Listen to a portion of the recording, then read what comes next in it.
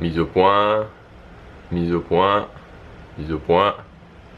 Yes. Alors comme je viens de vous le montrer, on est quel jour déjà? On est lundi. On est lundi matin, il est donc 11h20 heure de Tokyo, ce qui nous fait du je sais plus, ça nous fait du 3h du matin ou du 2h du matin, quelque chose comme ça, heure de Paris. Alors je suis à 830 abonnés, je suis très content, je remercie tous ceux qui partagent mes vidéos. 830 abonnés, vous savez que je me suis lancé un petit défi, alors c'est un mini défi, ça n'a pas une importance extrême, mais je crois que c'est possible de le réaliser, d'avoir 1000 abonnés fin juillet. Donc on est le 17, ça fait qu'on est 18, ça fait qu'il reste 13 jours, quelque chose comme 13 jours. Ça va être compliqué, ça va être challenging, mais si chaque personne qui voit cette vidéo la partage, je crois qu'il y a vraiment moyen.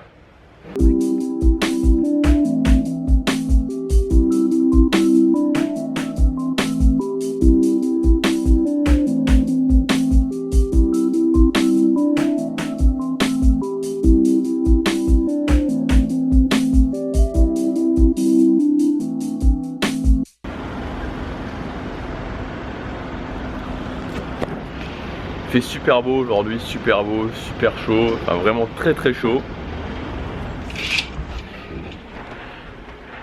J'avais lu quelque part, je sais plus où, que en fait s'il y avait autant de distributeurs de boissons dans Tokyo, parce qu'il y a plein de distributeurs de boissons partout dans les rues, et c'est assez marrant parce que des fois il y a des carrément des bancs, enfin des bancs entiers, des pans de murs plutôt, pardon, des pans de murs qui sont recouverts de distributeurs de boissons. Il y en a, je sais pas moi, 5, 6, 7 côte à côte.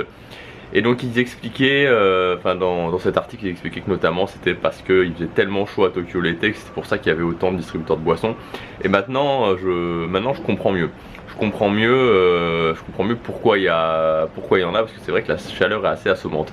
Mais ce que je me demande, c'est dans les endroits où il fait encore plus chaud. C'est-à-dire que je sais bien que par exemple en Thaïlande, à Bangkok, il fait plus chaud. Honnêtement l'été je me pose des questions sur comment c'est tenable en fait, parce que quand il fait 37, 38, 39 degrés à l'ombre, ça doit être parce que là en fait finalement il fait 28, 29, 30, peut-être 31, 32 maximum, mais quand vous rajoutez encore 4, 5, 6 degrés à ça, ça doit être assez difficile à tenir. Et je pense que dans ces cas là il n'y a pas vraiment d'autre solution que de pas sortir quoi. La journée vous sortez pas, ou quand il y a du soleil vous sortez pas, et vous attendez de sortir vraiment le soir quand il fait frais, parce que sinon c'est juste pas tenable.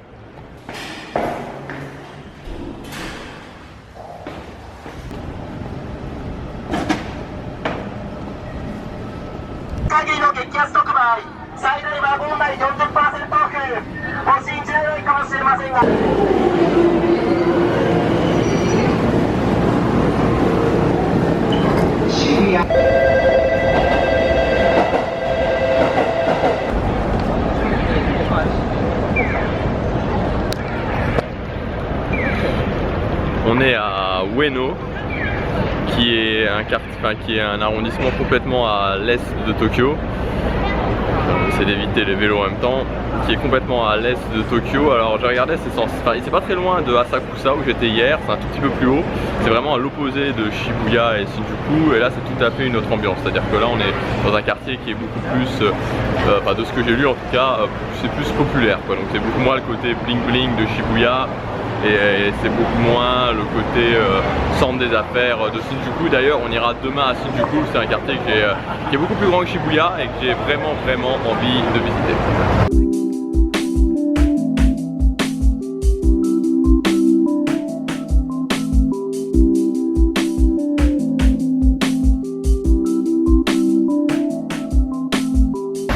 Donc en fait là où on est maintenant, c'est un excellent spot pour les cerisiers, donc pour la fameuse, les cerisiers en fleurs, c'est un truc assez gros au Japon. Et donc dans ce parc là, dans cette allée là, tout ce parc là à Ueno, il y a des super longues allées, je vous montrerai derrière. Voilà, donc tout cet endroit là c'est vraiment j'ai pas trouvé. Voilà. C'est vraiment la grosse fête en avril, fin mars, en avril, quand il y a les cerisiers qui sont en fleurs.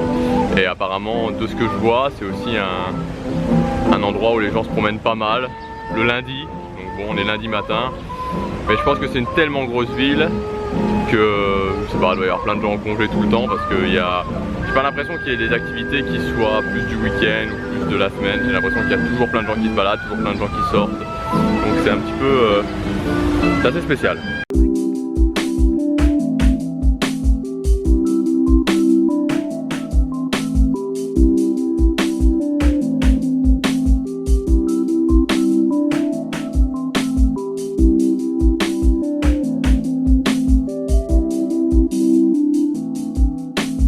Et voilà, on est au zoo.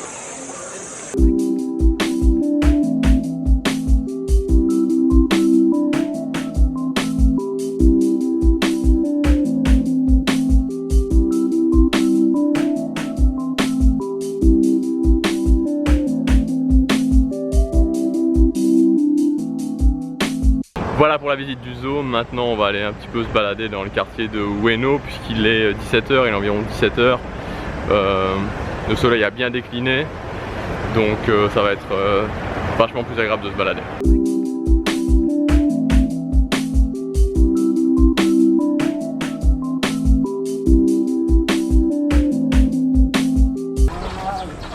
C'est des vœux. On écrit des vœux sur une sorte de planche en bois.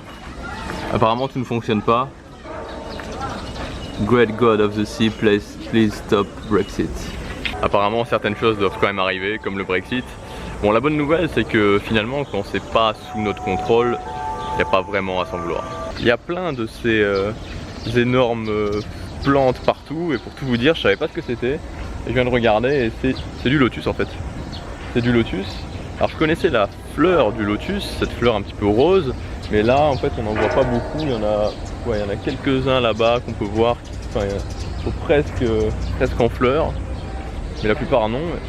Et je savais pas que c'était aussi gros en fait, c'est juste énorme.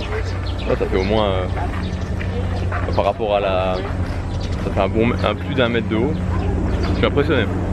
C'est parti pour une visite du quartier de Ueno à Tokyo qui pour le moment, en venant d'arriver comme ça, me fait penser à Myeongdong, enfin le centre de Séoul, mais le centre au nord de la rivière, hein, pas Gangnam, le centre au nord, et je trouve que ça ressemble assez, on va voir.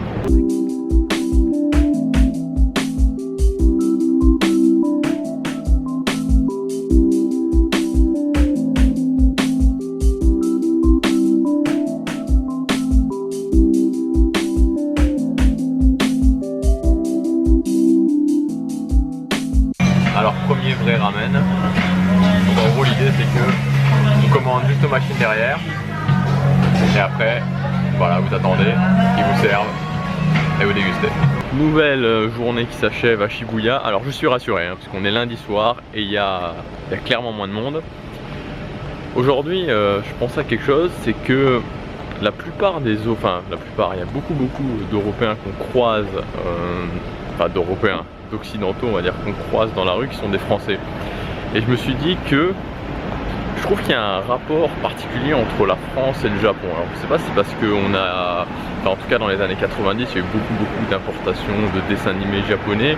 Et une fois j'avais lu quelque chose, j'avais lu un article qui disait que la France était le pays qui avait été le plus touché justement par cette culture japonaise, par l'exportation de la culture japonaise, les mangas et tout ce qui va avec, et parmi tous les pays au monde, la France avait été le pays le plus touché. Et je ressens vraiment ça ici, c'est-à-dire que je ressens ça ici dans le fait qu'il y a beaucoup de Français qui visitent le Japon. J'ai aussi l'impression qu'il y a beaucoup de Français qui vivent au Japon. On a croisé quelques Français où on leur a demandé, je leur ai demandé qu'est-ce que vous faites ici, et voilà, on vit au Japon. La dernière fois on était dans un quartier, j'avais filmé Kagawaza, quelque chose comme ça, et c'était apparemment le quartier français, quartier français entre guillemets, mais il y avait beaucoup de Français, on en a croisé pas mal. Et je vois aussi beaucoup de marques françaises, de restaurants français, tout genre de choses, et ça me fait vraiment penser qu'il y a un lien particulier et que je crois que pour un Français c'est quelque chose de particulier de vivre au Japon, et je pense que c'est assez, je sais pas, c'est peut-être assez facile pour un Français de venir passer du temps au Japon, de s'installer au Japon. Mais voilà, l'idée c'est qu'il y a vraiment, j'ai l'impression qu'il y a un rapport particulier entre nos deux pays. Maintenant je dois vous dire que entre Séoul, Tokyo. Il y a quelques jours, je vous aurais dit Séoul. Mon cœur balance. C'est difficile de choisir. En tout cas, c'est des villes très différentes. Et très certainement que j'aurai l'occasion de faire une petite comparaison entre les deux dans une prochaine vidéo. Pour aujourd'hui, c'est la fin du vlog. Je vous dis à demain. Si cette vidéo vous a plu, vous pouvez la partager. Prenez action, chaque jour compte.